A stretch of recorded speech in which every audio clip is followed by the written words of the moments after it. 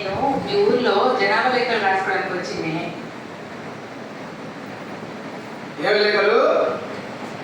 జనాభా లెక్కలు బాబు. ఊర్లో ఎంతమంది ఉన్నారు, ఏంటి కథ కార్ఖానం రాసుకోవడానికి వచ్చిన. ఎంతమంది ఉంటారు, ఎంతమంది ఉన్నారు, ఎంతమంది పోయారు? అవును బాబు, అవన్నీ నీకు వద్దు కానీ మీ ఇంట్లో సంగతులు చెప్పు. నాకు మీ ఇంట్లో ఎంతమంది ఉన్నారు అవి అడుగుతా.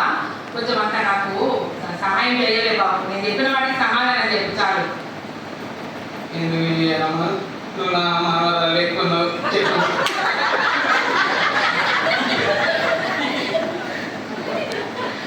ఓకే బాబు, మీ ఇంట్లో ఎంతమంది ఉన్నారే? నేను, నా 2 కొడుకులు, 2 కోడళ్ళు, పాము ఉంది. సొంతలేనా బాబు? లేదు, మా అయ్య గురించాడు నాకు. ఇప్పుడు నువ్వే ఉంటున్నావు కదా.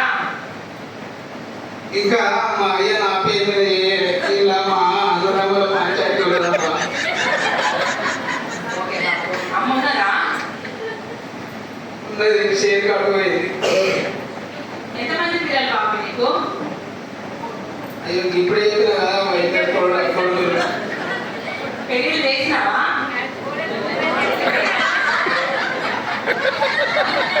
పెళ్ళిళ్ళు ఎత్తే కూడా వచ్చారు.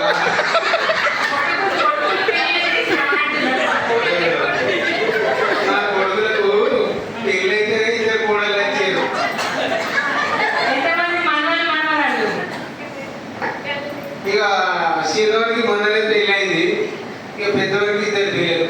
ఇంకేం కాలే చిన్న 2 పిల్లలు పెద్దవాడికి. ఓకే బాబు, ఇల్లు ఎప్పుడు ఈ ఇల్లు పైన ఎంత పట్టిండ్రు బాబు? రేపులా లేకుంటే ఎట్లున్నది ఇల్లు? ఇగో ఇక్కడ నుంచి చూస్తేనే కర్మకోలు, పైకెక్కి చూస్తేనేమో గుణపెంకలు. ఈ గోడలు ఉన్నాయి కదా బాబు, గోడల్లో కూడా ఏమున్నాయి? ఇటుకలు ఉన్నాయా లేకుంటే బండలు ఉన్నాయా? రాళ్ళు పెట్టినావా? ఏం చేసినావు? ఇది ఒక 80 సంవత్సరాల కిందటి ఇల్లు. అప్పుడు ఈ ఇటుకలు ఎక్కడాబా, బండలు తెచ్చి బండలు వేసి దానికి మట్టి ఊసిరు. వంక మట్టి అంటే చూడు, అది ఊసిరు. అయితే నీ కొడుకులు నువ్వు అందరూ ఒకటే చోట వండుకొని తింటారా? ఒకటే వంటకాలు ఉన్నదా మీకు? వంటగది అంటే ఇగో అక్కడ కమ్మలు వేసి ఉన్న చిన్న గుడిసున్నదా, అక్కడ ముసలి ఆడుతుంది. ఇక పెద్దోడు ఇంట్లో అనుకున్నాడు. చిన్నది ఇప్పుడైతే ప్రస్తుతం ఇంకా కొత్తగా పెళ్ళింది కాబట్టి మా దగ్గర మాత్రమే తింటాను. అయితే వంట ఒకటే దగ్గర చేసుకుంటారని వేరు వేరు తింటారు అంతేనా? చిన్నోడు మా దగ్గరనే తింటాడు.